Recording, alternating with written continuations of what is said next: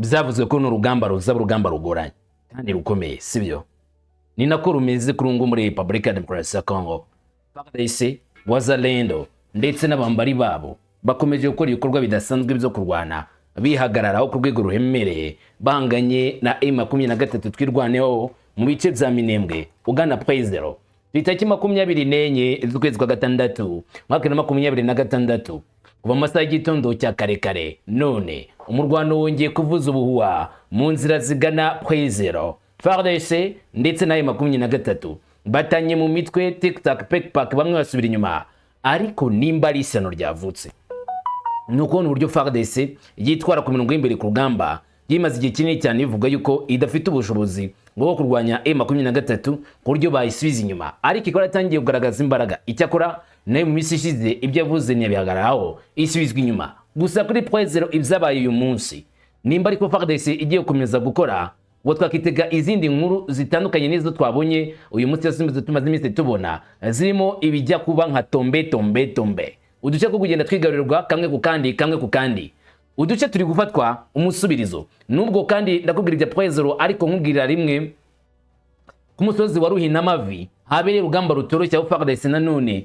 yahageze iciye muri humye M23 irimaze iminsi yarisubije agace ka Ruhinamavi muri Ilundu, ndetse icyo gihe bakishimira cyane ko kano gace bagiye gacungira umutekano kugira ngo babashe gukumira FARDC ndetse barebe ko babonamo n'irembo ryinjira muri Mikenke. Ariko nk'iyagatera Saipan Noir baje binjiye neza mu mirongo y'imbere M23 yagazemo kuri Ruhinamavi, maze urugamba rwatangira gukotsora ku rwego ruremereye. Imirwano yatangiye muri kara karere abayumvishe bumvishe ari ibintu bisa nk'irimbuka gusa ku buryo bukomeye. Byashoje bite muri Ruhinamavi? Ni FARDC yagenzura baje kwivana mu nzira. Ndabikubwira neza uko bizagenze kuri uwo musozi. Abangaba mubona n'abasekari ba FARDC bari kumwe n'abazalendo ahangani muri Mwenga mu gace ka Buhinyi. Biravuga yuko bamaze kukigarurira bakakimbuye M23 kandi inzira zikwerekeza Kasika. Ni mu gihe nanone bikurikiye imirwano yabanje ku munsi w'ejo bundi yabanjirije cyangwa se imirwano yabaye gatuma ku bigo by'amashuri yaretezwe kuba ikizamini cya leta, bisa nkaho ikizamini cya leta kibangamiwe ndetse abanyeshuri bamwe bakagira ubwoba n'abayobozi b'ibigo bakagira ubwoba bibaza ikigiye kuba nyuma mu Rwanda utoroshye yabereye ku misozi yo muri Mwenga. Ndaje nkubwire kamwe kandi nanone uko byagenze nuko byagenze muri ako karere, menye neza ngo uyu munsi byifashe bite. Sibyo byonyine turagarukaho, ahubwo Croix Rouge ngo yiciwe abakozi muri Congo. Ni mu gace ka Walungu hagenzurwa na M23 batangiye gushyira mu majwi kare yabaye rivuganye bano bakozi ba Croix Rouge cyangwa se Red Cross ku butaka bwa Republika Demokarasi ya Congo, muri Congo bita ICRR. Bivuga yuko abakozi ba Croix Rouge bishwe bari mu bikorwa zabo no gushaka gufasha abagirwa ingaruka n'ibibazo by'intambara, abagirwa ingaruka n'ibibazo by'ubuzima. Nyine Croix Rouge murayizi neza ko umuryango utabara imbabare. Kuri ubu rero bikavuga yuko bamerewe nabi cyane muri Congo, ko bari kwicwa umunsi ku wundi. Ndakubwira iby'icyo kirego kiri kugera kuri M23 yo gushyirwa kuri M23 uko bivugwa. Angola yagaragaje uko haba ibiganiro n'abakomu bakongomani ndetse n'isabwa ngo Angola ibe umuhuza muri ivyo biganiro.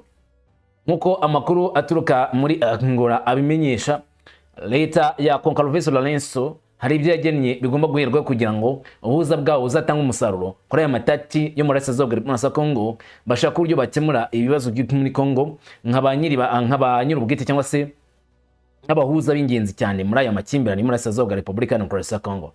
Concalves Lorenzo agomba kuzabijyamo uruhare, turabizumva neza mu kanya kari imbere. Hanyuma Union Sacrée na IDPS bakomeje kwibasira bikomeye cyane Joseph Kabila Kabange. Atari we gusa, ahubwo ni ihuriro ry'aba episkopi cyangwa se abasenyeri bo muri Senko niryo ryibasiriwe na Union Sacrée, babashinja kuba ngo bari ibiporoporo cyangwa se abakozi ba Joseph Kabila Kabange ngo n'u Rwanda cyangwa se na Kagame nko babivuga, ngo kubwirizwa adakwiriye kumbwa kuko ngo ibyo barimo kuvuga bigaragaza neza uruhande baherereyemo kandi ngo bashaka kugambanira igihugu cya Republika Demokarasi ya Congo. Reka byose nze tubisobanure kamwe ku kandi kuri kuvugwa, sibyo? Duhere ku mirongo y'imbere ku rugamba tumenye ngo urugamba rwabaye uyu munsi rwagenze rute, ese twakitega iki nyuma y'iyo mirwano, no ese l'enfort zavuzwe zo niziye, tumenye nanone kandi mu buryo bwa diplomasi inzira ziguterwa intambwe ziguterwa nicyo twakitega muri ubwo bufatanye. Njyewe Ndumungu wa Kamanzi w'Urwande, reka ngo ikaze tujyane ku musozo nk'ibisanzwe. Ikaze kuri mwese.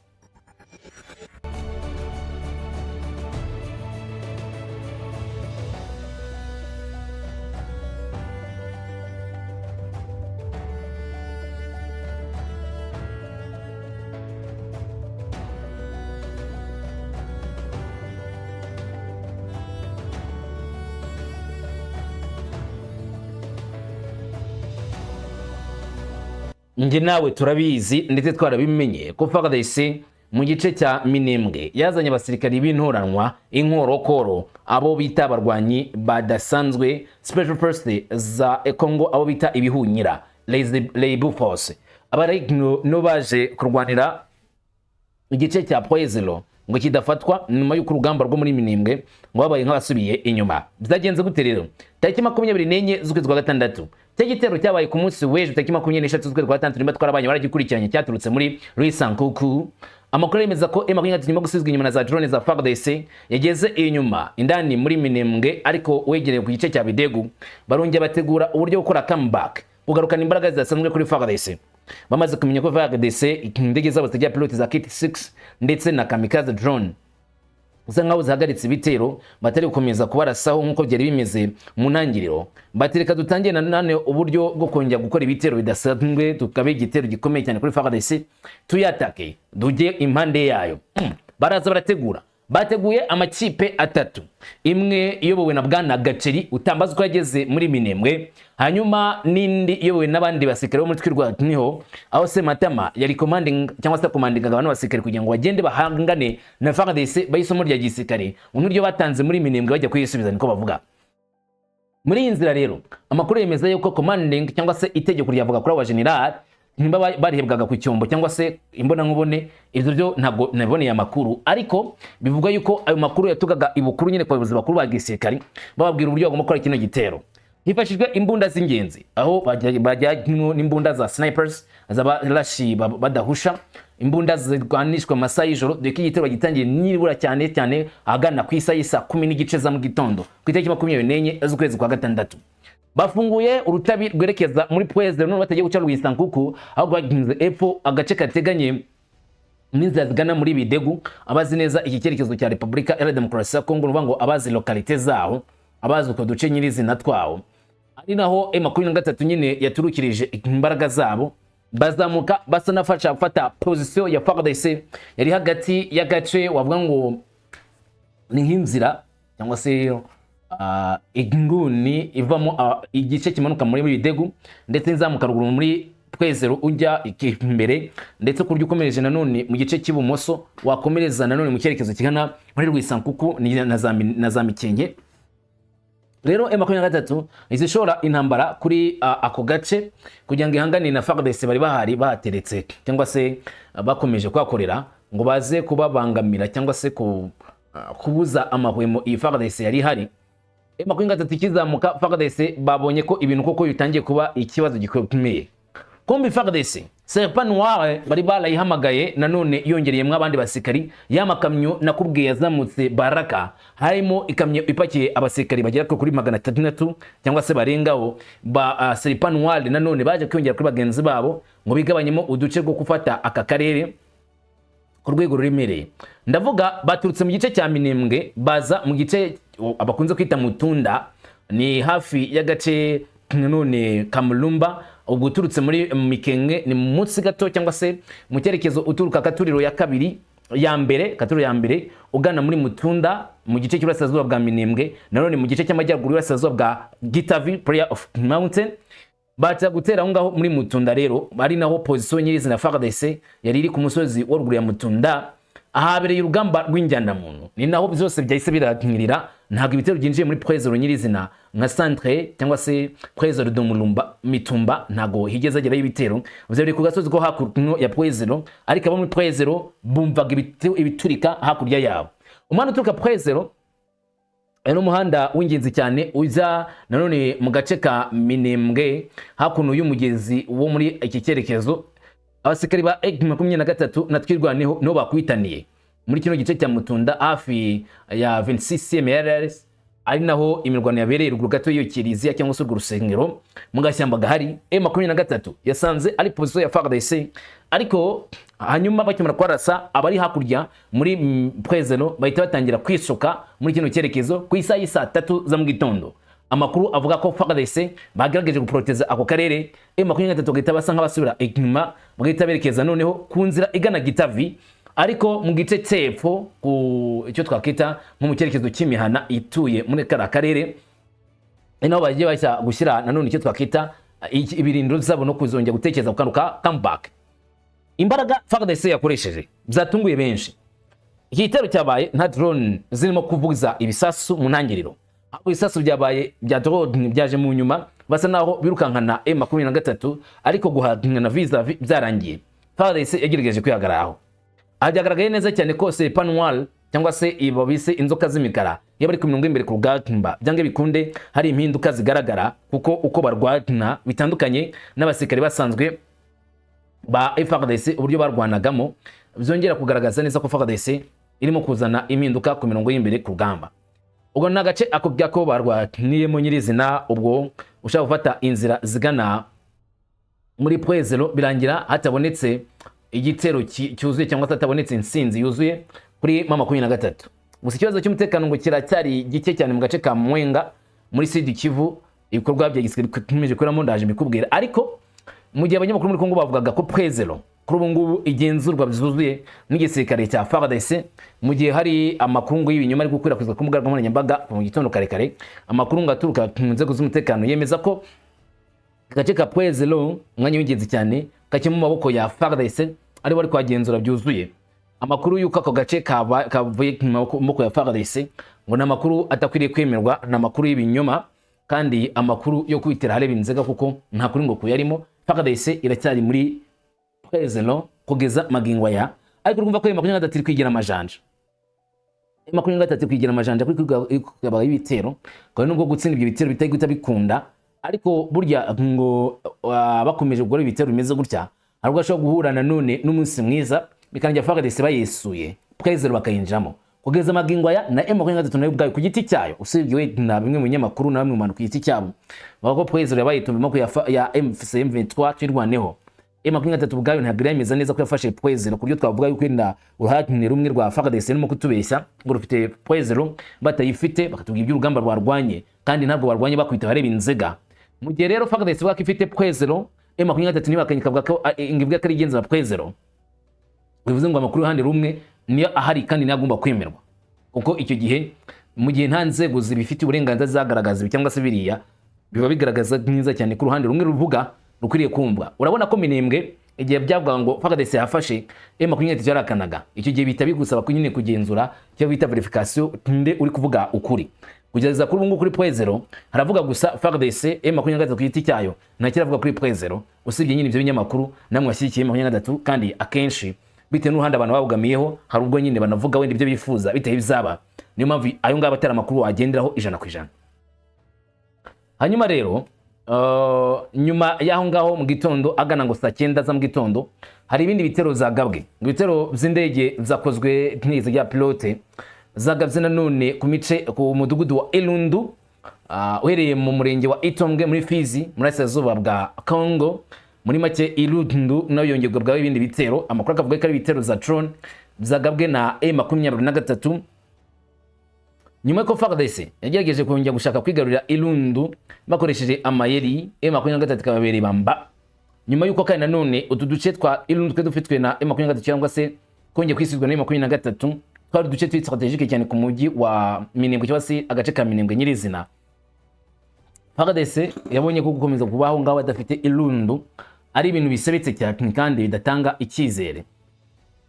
None kandi umwanya w'intambara hagurukije drone irasa ku kibuga cy'indege cya Kiziba, ariko kubw'amahirwe nta bahasize ubuzima. Mu gihe drone zava kuri M23 zirasa muri Rundu, FARDC nayo yakuye drone irasa kuri position za M23 ku kibuga cy'indege cya Kiziba, ngicyakora nta bantu bakomerekeye. Bisa naho none indege zo mu kirwa zatangiye guhangana, bamwe arasa muri Rundu mu gice cy'imo FARDC, abandi barasa muri Kiziba ku ruhande rwa M23. Ikomeje gutungura benshi cyane akibazwa uburyo biza kugenda cyangwa se uburyo ibitero haza kurangira. Baretse tukiva ku by'ibitero ntabwo twitwa birangiza, kuko ibitero byageze kuri n'amavi wiki batangiye kubona neza ko ibintu byongeye guhindura isura. Ati mu gitondo cya none tariki 24 ukwezi kwa 2026 agasozi ka Ruhina n'amavi hongeye kubera intambara ikomeye.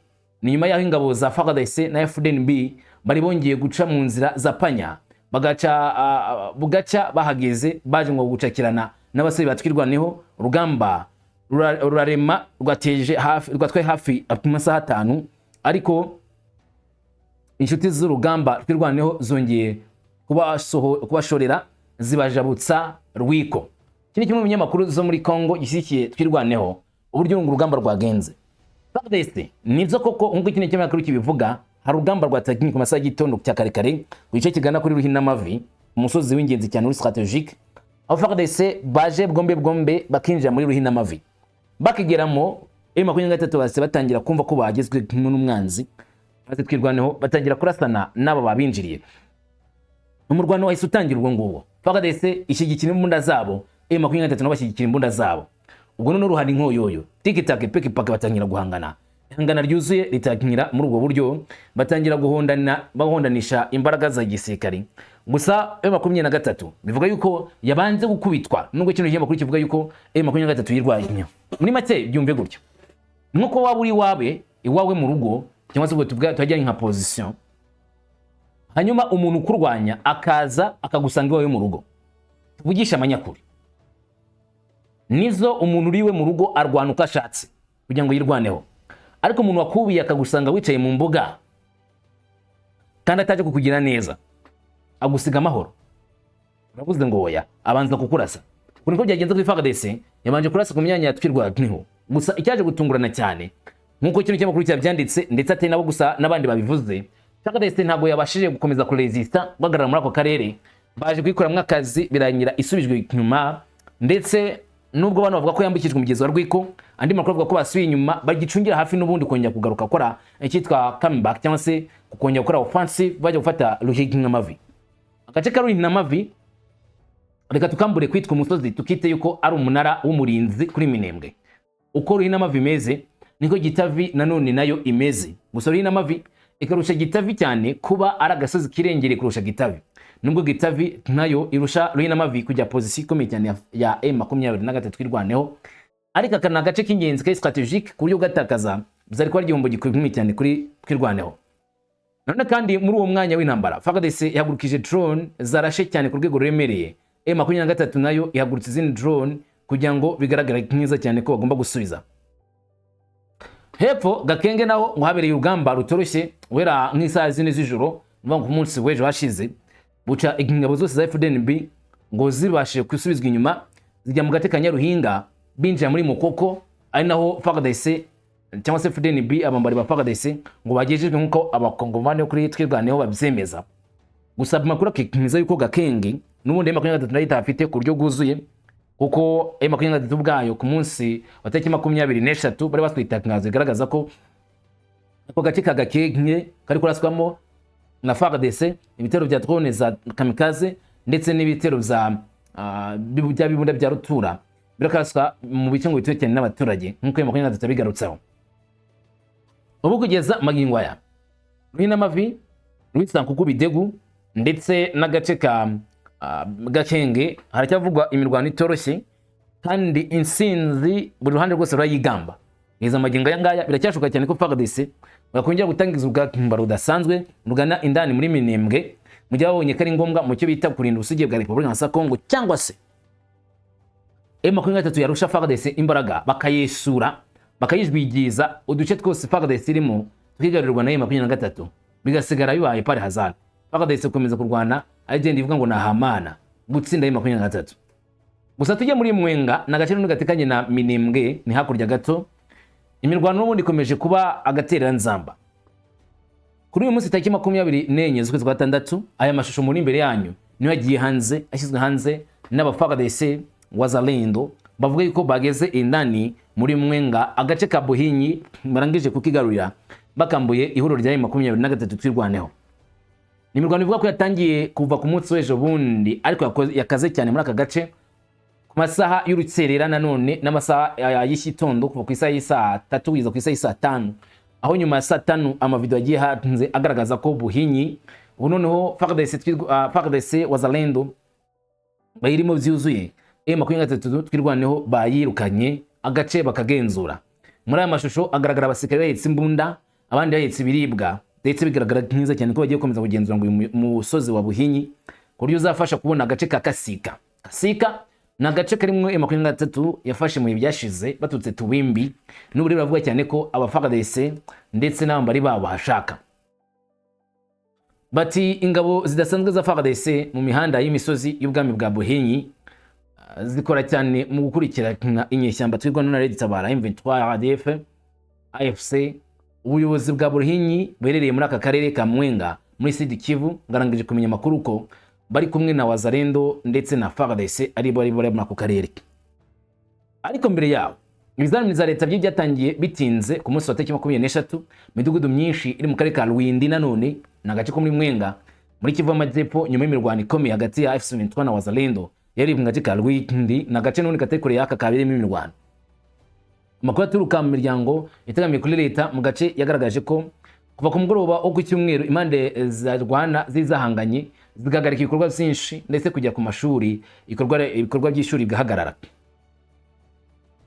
Intambara hagati ya AFC/M23 na FARDC ishyikiwe na Wazalendo yamaze umunsi wose ku cyumweru ikashaka yerekeza Kigogo ndetse no mu nzira z'igihugu yerekeza Ingega.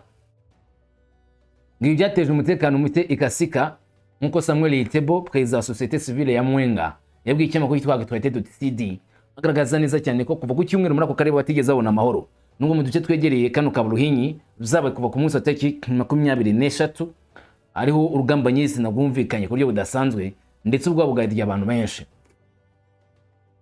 Kuri ubu rero muri Mwenga umwaka w'amashuri wa 2025-2026 kurangiza wahungabanyijwe n'imirwano ikomeje.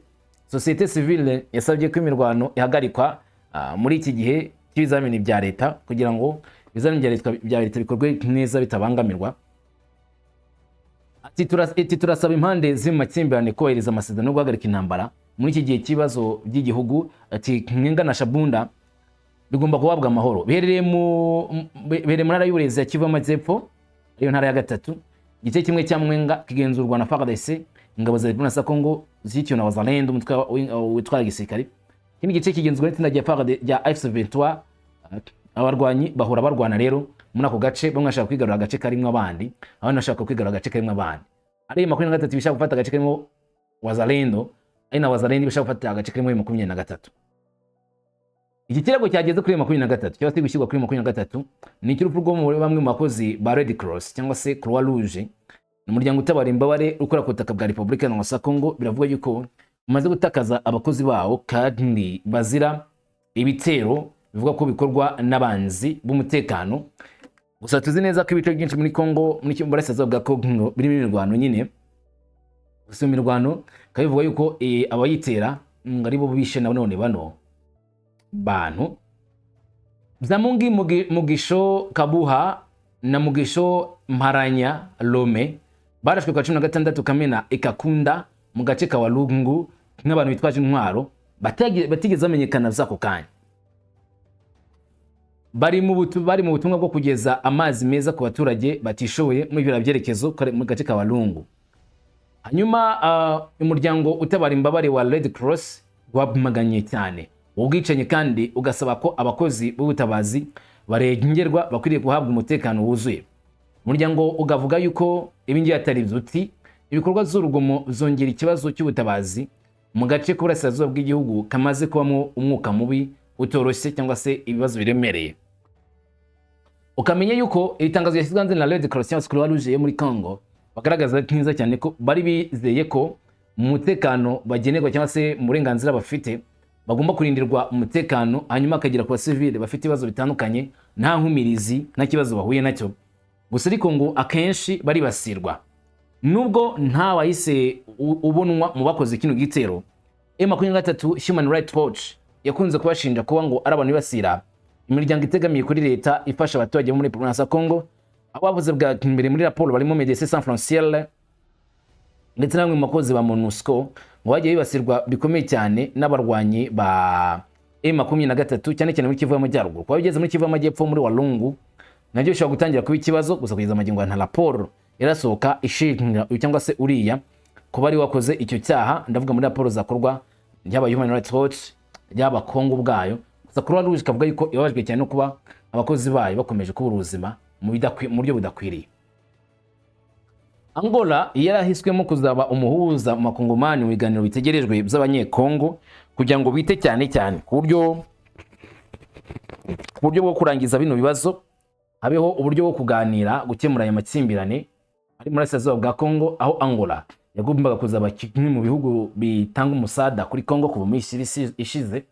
Gusa bino biganiro byagambwaga nanone ngo kuyoborwa na Senko ICC, Kongo iza kubyanga, Angola yo bayiki cyizere, gusa ko bigenda bigorana bitewe n'ubusabe muri mwe mananiza bwa Kongo. Rero Angola yashize hanze ingingo zirenze enye z'ibyo yo isaba kugira ngo izaba umuhuza muri bino biganiro byo muri Kongo. Rero ubwo busabe ni ubuhe?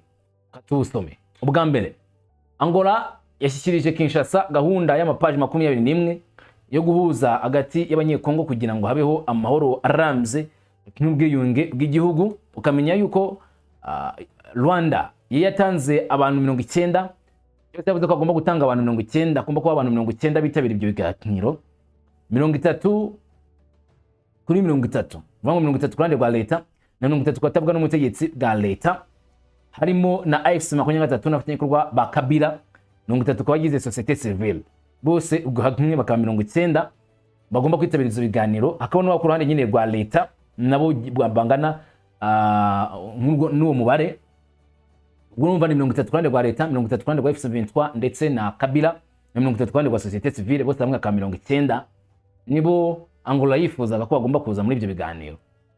Hanyuma Joao Concalves agasaba ko rero umuterankunga azaba ari wo muterankunga mukuru cyangwa se umuzabikorwa mukuru w'ibyo biganiro, ubuhuza bunoze kandi ngo uzashingwa umunyatogo Faure Gnassingbe nk'umuyobozi w'umuryango umwe bwa Afurika. Ibiganiro byagomba kubera i Rwanda, aho sigomba kuzabira i Rwanda mu gihe Kongo yaba yemejwe ubusabe.